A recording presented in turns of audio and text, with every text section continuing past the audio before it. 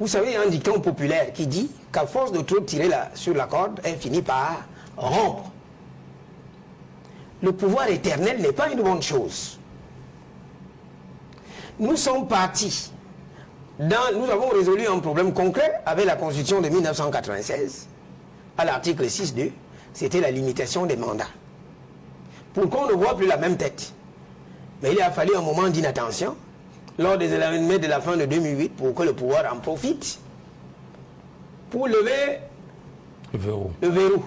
Et vous avez des intellectuels qui ont appuyé cette tricherie constitutionnelle. Voilà maintenant là où nous en sommes. Un problème qu'on avait réglé ressurgit par l'excès de gourmandise du RDPC qui ne voudrait pas qu'il y ait un passage de témoin. J'en fais une double lecture pour être très concret. Vous savez ce qui s'est dit au Nord? D'abord, vous avez suivi Issa Thiro Mabakari lors d'un meeting très couru populaire qui a eu le courage de dire à ses militants que je ne donne aucune consigne de vote. Chacun votera en âme et conscience. Et il a franchi le Rubicon en disant qu'il ne peut pas permettre qu'on continue à voter le bourreau Paul Biya. C'est de lui qu'il parlait. Alors, j'ai une double lecture. Sur la base des recoupements, sur la base du recoupement des informations que j'ai recueillies. Parce que j'ai des amis au nord, dans le septentrion. Première grille de lecture. Cette alliance était destinée à apporter son soutien au candidat du RDPC qu'est Paul Biya. Mais comme les Camerounais sont énervés par la grande poltronnerie, nous savons ce qui se passe, mais les gens ont peur de s'exprimer. Voilà ce que disent mes amis du Nord, qui me l'ont confié. On a réalisé que ce n'est plus Paul Biya qui est présent. C'est plutôt d'autres personnes de son entourage. Voilà pourquoi il faut clarifier les choses. Voilà la première lecture. Donc on rejette cette gouvernance par procuration. Deuxième chose, Guibaï Guitama a été très clair. On ne va pas chercher de long en large ou jusqu'à midi. Il a dit ceci dans un post. Vous savez que c'est un homme de liberté. Il a dit ceci. Il faut que le Nord cesse d'être les faiseurs de rois. Que le pouvoir revienne au Nord. Ah ouais, avec un argument massu. Vous savez qu'une élection, on ne peut pas gagner une élection au Cameroun sans faire avec le septentrion. Regardez déjà carrément. Bello Bouba Maïgari a quadrillé la Damawa, Agarwa. Vous voyez le poids électoral. Et à l'extrême nord, il y a déjà une très grande césure. C'est pour vous dire que les Camerounais du Nord en ont marre de ce pouvoir qui dure et perdure. C'est pour ça qu'on dit qu'à un moment, il faut savoir quitter les choses avant qu'elles ne vous quittent. Et c'est le combat d'ailleurs et autres et tout que vous verrez plus à la suite que je mène au niveau des Suds. Parce que quand le pouvoir dure et perdure, ça crée des tensions et puis on en arrive là. Parce que j'aime bien à évoquer cette formule, nul n'est venu accompagner l'autre ici-bas. Trop de générations absorbées. Un seul et même pouvoir.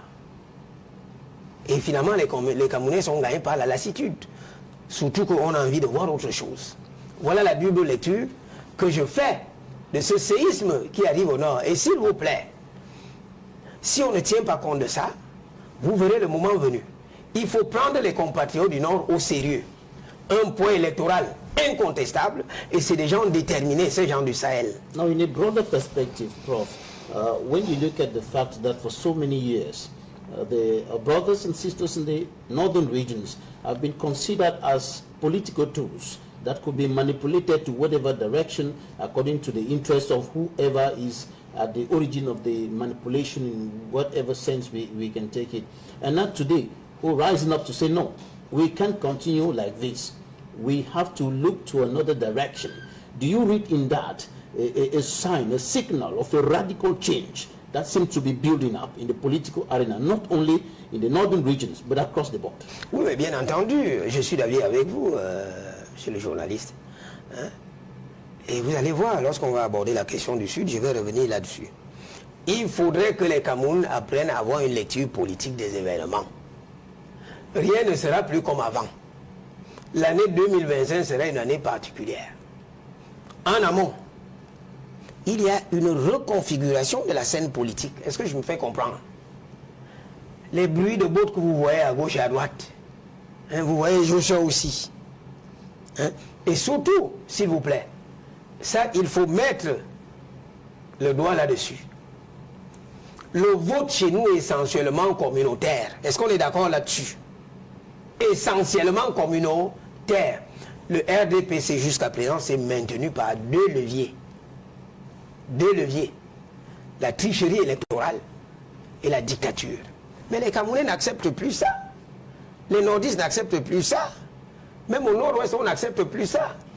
Quand la crise a commencé au Nodo, moi je n'ai pas oublié, on est parti d'une simple revendication corporatrice.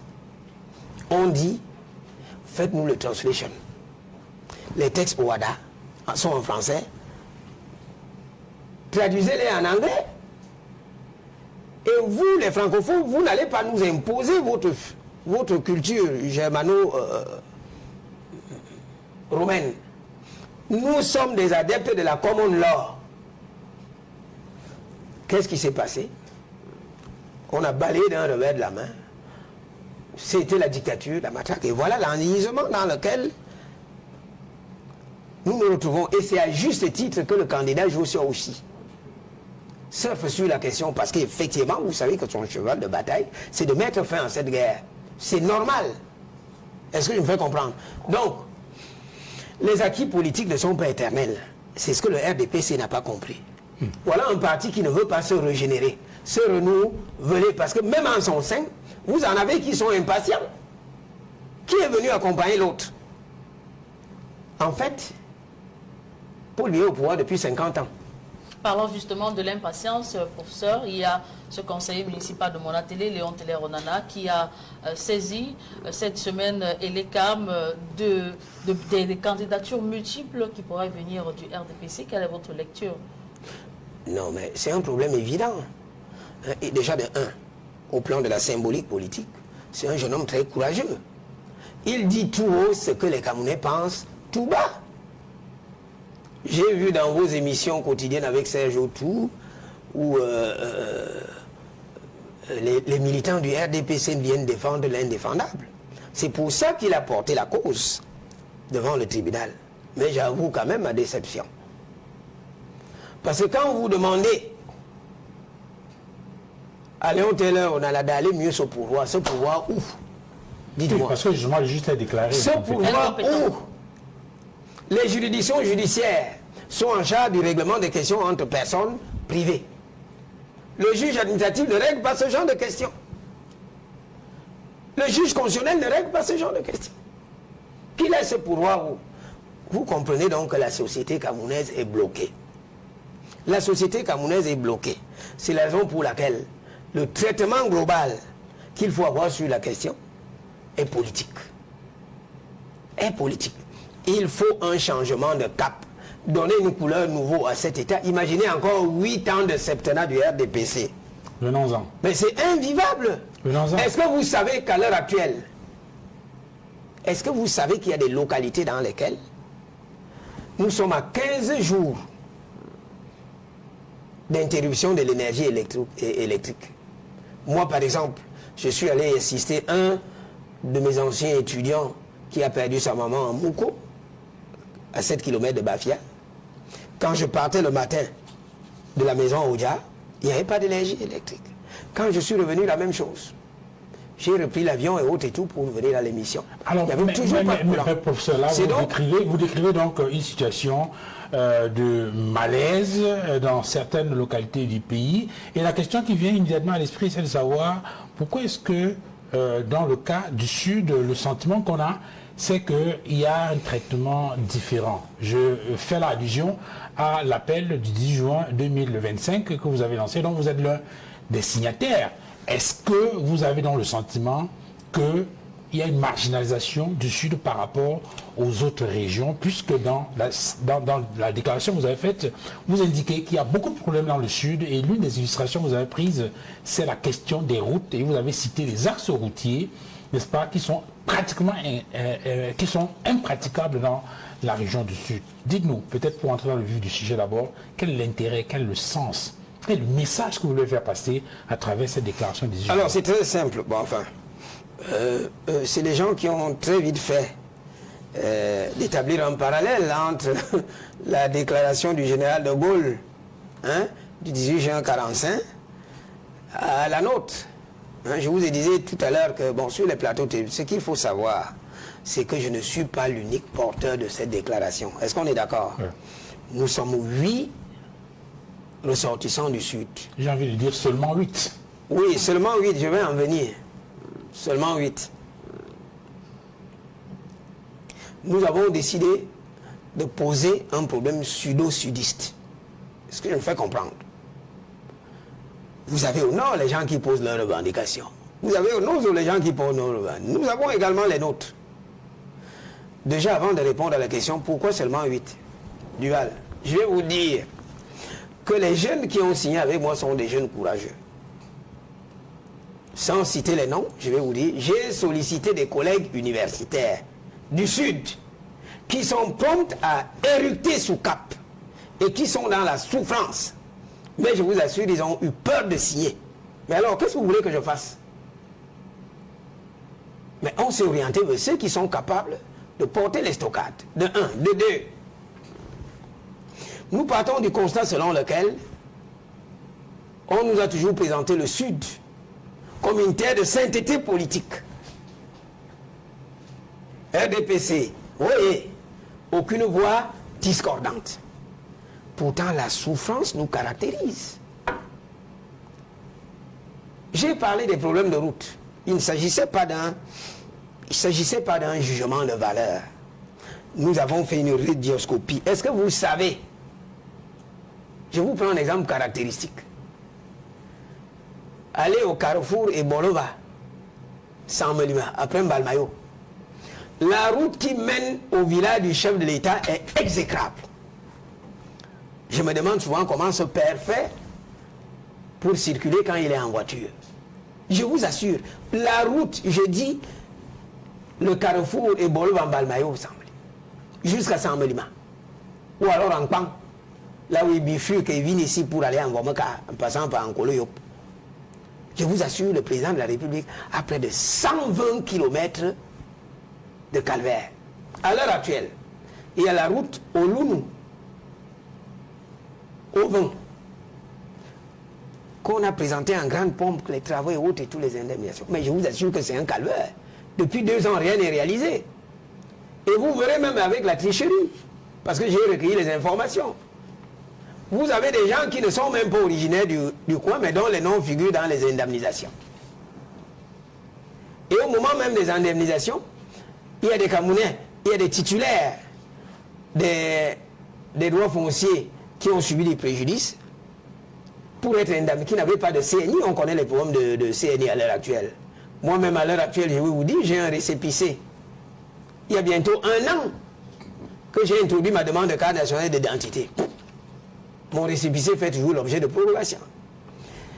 Donc, vous avez des Camerounais dont les noms figurent sur le décret d'indemnisation sans CNI. Vous savez comment ils ont fait pour percevoir de l'argent?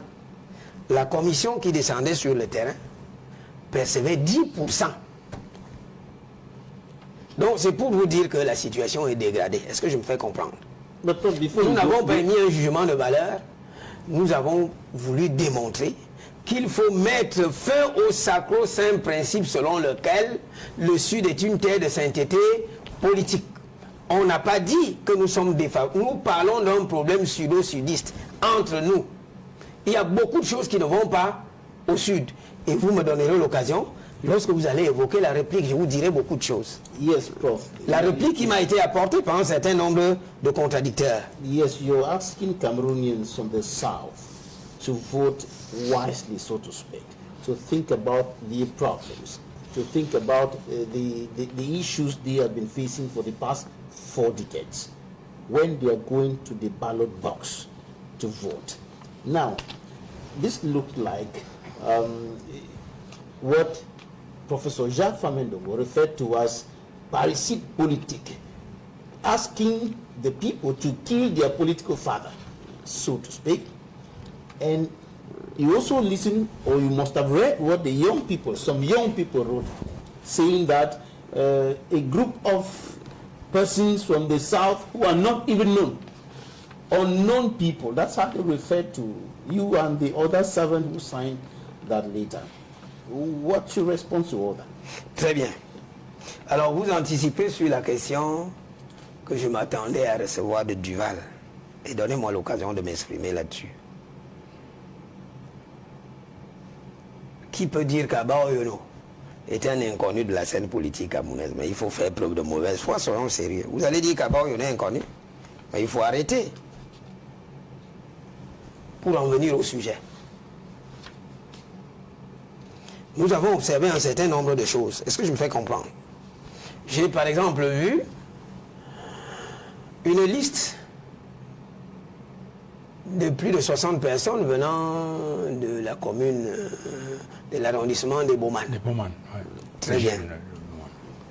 Quelle est la différence entre nous et eux? Les 8 originaires du Sud que nous sommes avons apposé notre signature. Est-ce que vous me faites comprendre? Est-ce que vous avez vu une signature là-bas? C'est un tract. De la même manière, vous avez vu une liste émanant de l'arrondissement de Djoum-Mintoméot et tout, qui a été instrumentalisée par un directeur général d'une société que je ne voudrais pas jeter en pâture ici.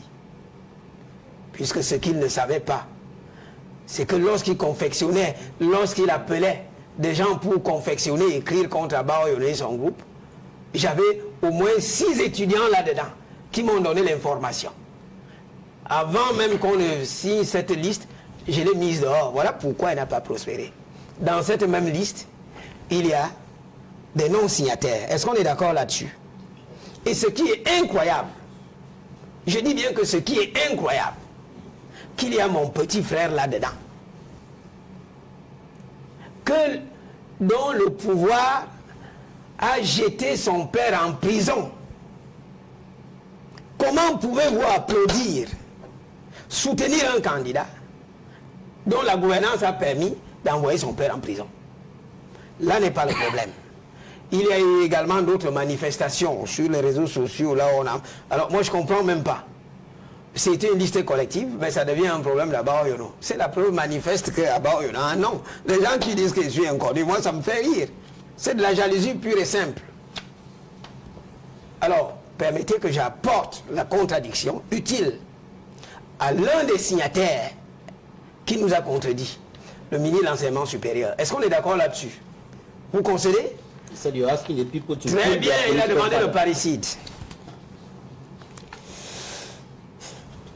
Pendant que nous parlons des questions républicaines, il nous ramène sur le terrain communautaro-villageois. C'est quoi le père? On ne connaît pas le père en République. Est-ce qu'on est d'accord là-dessus? Alors, il est libre de... D'abord, Famendongo a déclaré qu'il était une créature de Paul Biya. Donc, c'est le contraire qui m'aurait surpris. Alors, pendant que nous évoquons des questions macro, le ministre, dans son pamphlet, parce que chez lui-même c'est le véritable pamphlet, nous avons dressé un état des problèmes du Sud, qui sont indéniables, on n'a même pas tout. Je vous prends un autre exemple. La route Ebolova et Fulan au Lama, je vous jure, elle est impraticable. Impraticable. N'en parlons pas Kribi, à Komde et Bolova. Et contrairement, je voulais qu'on me contredise. Mais la contradiction vient du professeur, justement. Oui, je vais en venir. Vous ne parlez que de ce qui ne marche pas. Pourtant, il y a des réalisations qui ont été faites, il y a des bonnes choses que vous n'évoquez pas. Je vais en venir, s'il vous plaît. Le réseau routier goudronné du Sud n'atteint même pas le tiers de ce à quoi on se serait attendu. Pourquoi est-ce qu'on n'évoque pas? Mais dans la vie, il faut évoquer ce qui fait problème. Mais voilà des gens qui sont au pouvoir depuis 43 ans, qui ont eu tous les moyens financiers, qui endettent le Cameroun de manière abyssale, qui n'ont pas eu de contre-pouvoir. Mais faites un peu le ratio. Attente-résultat, il est décevant. Voilà pourquoi on évoque cette question. Alors, pour revenir au ministre de l'Enseignement supérieur, il faut rappeler qu'il a également signé en tant que chef de la délégation permanente de l'IRDPC. S'il vous plaît. Oui. Je voudrais le convier un peu d'humilité. Parce que pendant que nous parlons des questions macro au Sud, il nous répond par des discours du président de la République de 82 à nos jours qui ne règlent aucun problème concret que nous posons. De deux, il convoque les auteurs français, les gens pour Sartre et autres. Je ne vois pas en quoi ça arrête. Et de trois, pour chuter, il nous traite des gris, un groupuscule des gris. Ce que je voudrais faire observer, et que je ne prends pas ça en mal, bien au contraire, il est tombé dans notre piège. Il a donné de la visibilité à notre revendication. Parce que ce qui s'est passé est à l'image d'un médecin qui a toujours fait appel à un malade, qui l'a fui, et au moment de mettre la main sur la plaie, le corps réagit. Ça signifie que nous allons taper là où ça fait mal. S'agissant du ministre Fam Ndongo, je disais tout à l'heure que je voulais le convier un peu d'humilité. Parce que son petit secteur de l'enseignement supérieur qu'il lui a confié, que le chef d'État lui a confié, depuis bientôt 21 ans, est à l'agonie. Pourquoi est-ce que je le dis? 1. L'université est hyper politisée. C'est la raison pour laquelle vous verrez des intellectuels ne jouent pas leur rôle. Tout le monde a peur. C'est un coup réglé. Si vous ne chantez pas les louanges de Fam Ndongo en direction du RDPC, l'université est politisée. Professeur, permettez que je donne avant que vous continuiez, je vais faire une précision. Oui. Pour qu'on n'ait pas le sentiment qu'on fait une fixation, qu'on fait un débat de personnes, je voudrais qu'on reste sur les éléments qu'il a évoqués, le professeur Jacques Fam Ndongo, oui, en répondant à la déclaration du 18 juin 2025, pour qu'on n'ait pas le sentiment que vous répondez que c'est un débat de personnes. Sur les éléments qu'il a évoqués, il a par exemple indiqué que le président Paul Biya est un homme-nation et qu'on ne peut pas le réduire à sa région du Sud. Et que lorsque le président de la République initie des projets de développement, il le fait pour l'ensemble de la République du Cameroun et qu'il n'est pas question de réduire le président de la République à la région du Sud. Je vais en venir, Duval. C'est pour ça que vous dites permettez-moi de dérouler. Voilà un monsieur qui ne parvient pas à régler les problèmes du secteur qui lui ont été confiés et qui prétend nous donner des leçons. Je disais que 1. L'université est hyper politisée. Voilà pourquoi la production des savoirs chez nous, les universités sont timorées. 2. Nous sommes le seul pays au monde. Nous sommes le seul pays au monde où les études s'arrêtent au master. Vous le saviez? Est-ce que vous le saviez? Ça fait bientôt 2 ans que le Cameroun est le seul pays au monde où il n'y a plus des études doctorales. Parce qu'il s'est posé un problème. Et le Premier ministre actuel, qui est un universitaire, lui a demandé de lui faire des propositions sur la soutenabilité de ce qui se passe. Il a suspendu les études de professeur, je vous interromps encore. Non, je vous interromps une autre fois. Je vais en venir. Non, je vais préciser pourquoi est-ce que j'insiste là-dessus. Parce que lui, il a parlé de vous de façon, peut-être qu'il ne vous a pas cité de façon claire, mais lorsqu'il parle d'une bande des grilles, etc., ce n'est pas cela qui nous intéresse. Et lorsque vous revenez sur la question de l'université et tout, ça n'apparaît pas dans la déclaration que vous avez indiquée. Vous avez parlé des problèmes du Sud. Donc je voudrais qu'on reste sur les problèmes du Sud.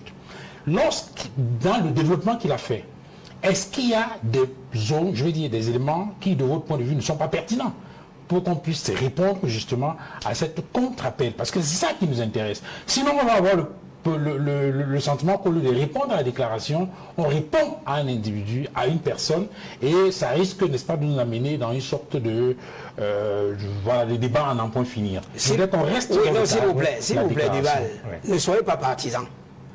c'est nous qui avons fait une déclaration objective. Oui. C'est lui qui a ramené le débat sur les questions de personnes. Je suis d'accord. Parce que quand vous traitez déjà les gens des gris, Oui. c'est inadmissible. Oui, mais maintenant que vous êtes sur notre plateau... Oui, mais permettez-moi donc... Non, maintenant que vous êtes sur notre plateau et qu'on vous interroge sur la pertinence de votre déclaration et en évoquant, bien évidemment, de temps en temps, les argumentaires, les contre-argumentaires, je voudrais qu'on reste sur ces contre-argumentaires. Oui, très bien, alors j'en viens. Moi, je vous dis, c'est votre lecture que vous avez de son... Moi, c'est vainement que je recherche. C'est vainement que je recherche la contradiction qui nous a apporté. Parce que nous avons relevé un certain nombre de griefs. Où avons-nous dit dans notre déclaration que Paul Biya est le président du Sud, pour qui nous oppose Homme-Nation? Ça a été dit où? Donc c'est pour ça que je dis vraiment, c'est ce que j'appelle du remplissage inutile. Il est passé maître dans l'art de cette histoire-là. Pendant que l'université le dépasse depuis 21 ans, est-ce que vous savez, il a parlé, oui, allons-y. Il a dit qu'on a créé une université au Sud. Est-ce qu'on est d'accord là-dessus? Sur ce qui a été fait. Ça a été dit. Mais est-ce que vous êtes allé à l'université des Boulevards? En 21 ans, nous voyons ce qui se passe au Burkina. Nous voyons ce qui se passe un peu partout en Afrique de l'Ouest. Quelle est l'université qui est bâtie au Cameroun? Dites-moi, à Bolova. Est-ce que vous savez qu'on squatte dans des domiciles privés? Mais de quelle université parle-t-on? De quelle université parle-t-on? De quelle éducation de... Je continue, s'il vous plaît, Duval. S'il vous plaît, Duval. Oui. Permettez qu'on évoque, qu'on crève l'abcès. Go ahead, Prof. Permettez qu'on crève l'abcès. Parce qu'on ne va pas continuer à étouffer les problèmes. Parce qu'il y en a qui pensent que pour se maintenir au pouvoir, il faut maintenir Paul Biya. Je parle de Jacques Famdongo, ministre de l'enseignement supérieur. Est-ce que vous savez que l'université camerounaise est morte? Voilà son secteur d'activité qui le dépasse. Ça fait 25 ans que nous accumulons des dettes académiques. Nous ne sommes pas payés. Ça signifie quoi? Est-ce que vous savez qu'à l'université, des jeunes collègues qu'on vient de recruter n'ont aucune motivation? Aucune. Et même au plan de la simple. Je vous dis, si j'égrène le chapelet des problèmes qu'il y a à l'université, je ne pense pas qu'il survivra. Alors maintenant sur... Et maintenant j'en viens. Oui. L'autre question que j'allais poser. Oui. Maintenant que vous avez fait la déclaration, il y a eu cette réaction. La question centrale aujourd'hui, puisque vous demandez aux populations du Sud de prendre leurs responsabilités. Ils ont le choix entre continuer à souffrir en silence et de poser des actions. Vous avez invité à l'action. Dès que vous avez fini de faire cette déclaration, avec tout ce que ça entraîné comme tollé, la suite c'est quoi? Quels sont les éléments dont vous disposez pour déboulonner le RDPC dans le Sud, considéré comme le socle granitique du RDPC? S'il vous plaît, nous l'avons dit dans notre déclaration. Le RDPC comme socle granitique, le Sud comme socle granitique du RDPC est un slogan politicien de griot. Ça, je le dis. Les résultats politiques du RDPC dans le Sud sont là pour montrer que le RDPC à toutes les élections pratiquement fait entre 95 et 99%. C'est vous qui voulez que je vous dise ce qu'il y a dans le... Est-ce que vous savez qu'au Sud, il y a une majorité silencieuse? Les gens n'arrivent pas à s'exprimer. Est-ce que vous le savez? Mais concédez-nous au moins le fait que nous ayons fait un éveil de conscience. Je vous dis que les gens en ont marre au Sud. Nous ne faisons qu'exprimer ce que les gens... Nous exprimons tout ce que les gens expriment tout bas. Les populations du Sud souffrent au même titre que les populations des autres régions. Est-ce que ce n'est pas une raison de l'évoquer? Parfois, il y en a 5 ou les voix qui s'élèvent. Il y a plein qui sont instrumentalisés là. Et ce qui est bizarre, c'est que vous trouverez même des gens qui n'ont rien à manger, qui nous insultent. Mais c'est la... Vous savez, dans la Bible, on dit « Mon peuple périt faute de connaissance ». C'est pour ça donc que les intellectuels engagés comme nous, nous disons aux populations du Sud que l'espace politique camerounais est en train de se reconfigurer. Vous avez le choix entre souffrir et expérimenter une autre politique.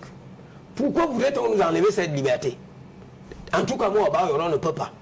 Je suis un irréductible, au même titre que les signataires. Nous sommes là pour expliquer le malaise qu'il y a dans la région du Sud.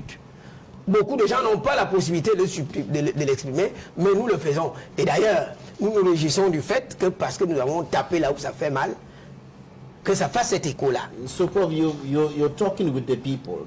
You're talking with the people and you're expressing their concerns, their worries. Now, what is your response to statements like you cannot want to change the one who brought change? Or that's what Professor Famendongo, one of the things that he said, he told the people, no, you cannot want to change the one who brought change. It means that we can't be looking elsewhere. We must stay with Paul Biya. Très bien. Alors, ce que les hommes politiques doivent savoir, c'est que la vie politique a des cycles. Est-ce qu'on est d'accord là-dessus? Moi-même à la maison, je demeure un classique, un traditionnaliste pur et dur. J'ai des enfants qui, à l'ère du numérique, à l'ère moderne, n'adhèrent pas toujours à mes idées. Est-ce que je me fais comprendre? Je suis obligé de reculer parce que c'est leur époque. Comme pour dire que sur le terrain politique, il y a des cycles organiques et matériels. Organiques des hommes, matériels, les attentes des politiques publiques. À force de voir un seul homme, ça devient déjà un problème. C'est d'autant plus que les politiques publiques ne sont pas satisfaisantes. Mais vous croyez qu'on va continuer avec les mêmes? Est-ce qu'on va continuer avec les mêmes? Qui a dit que le Cameroun n'a pas droit au changement? Regardez le chef d'État burkinabé. En peu de temps, regardez ce qu'il a réalisé. Mais donnez aussi le temps aux autres de réaliser leur compte. D'abord, je pense qu'il y aura un nouveau gouvernement d'ici si l'élection présidentielle est maintenue. J'espère que Jacques Famendongo sera toujours ministre de l'enseignement supérieur. Quand il ne sera plus membre du gouvernement, j'aimerais bien le revoir, le rencontrer. Je dis mais non, il faut laisser le soin aux autres de satisfaire leurs aspirations. Vous n'allez pas monopoliser la scène politique alors que les résultats on ne les voit pas. Mais est-ce que vous savez la souffrance des populations du Sud? Au plan même de la symbolique politique. Mais quand il dit que Paul Biya, est-ce que vous savez que Jacques Famendongo allait à Ebolova sur le terrain? Vous verrez qu'il est l'homme politique le plus impopulaire. Allez chez lui. Et davantage avec ce qu'il a fait avec la chaufferie traditionnelle. Mais tout pour eux, rien pour les autres. Mais non, à un moment, il faut passer à autre chose. Alors, dans le dernier élément, allez-y, Julien Béat. Prof, toujours sur ce sujet, il y a un militant du RDPC, André Luther Meka, qui vous demande de ne pas trahir l'héritage politique de votre Fouman Nti, qui a été maire RDPC de la ville de Djoum. Que lui répondez-vous? Je n'ai rien à répondre, André Luther Meka. Je lui demande tout simplement de respecter la mémoire de mon feu père. Il n'est pas membre de ma famille. Il faut quand même un peu de réserve. Et de deux, voilà l'un des problèmes, voilà les problèmes que nous rencontrons à l'université. Vous vous rendez compte qu'un enseignant de rang magistral de ma trempe, quand je prends sur moi de poser des problèmes de société, hein, des enfants qui ont été recrutés, assistants avec le master, viennent ouvrir la bouche sur la scène politique, pendant que le pays souffre. Mais c'est quelle histoire ça? André Luther Meka n'est pas membre de ma famille. Et je lui ai interdit de profaner la mémoire de mon père. S'il continue, je vais lui coller un procès. Et je me rends compte que la leçon que Baïbek et moi lui avons donnée ne suffit pas. Parce que c'est lui qui, sur un plateau de télévision, avait dit que Paul Biya fait mieux que j'ai dit. Et Jésus. Et je lui ai dit, petit frère, à la mort de Paul Biya, pendant que Paul Biya rendra des comptes à Dieu, il ne faut pas solliciter la miséricorde divine. Il faut aller demander pardon à Dieu. Mais attention, ce que je dis en un mot, la déification du président de la République ne passe plus dans la tête des esprits brillants. Est-ce que je me fais comprendre? Paul Biya n'est pas le seul homme politique qui peut résoudre nos problèmes. Alors, il a fait son temps, Il faudrait également expérimenter autre chose. On va voir, les autres vont faire et on verra. Un point, un trait.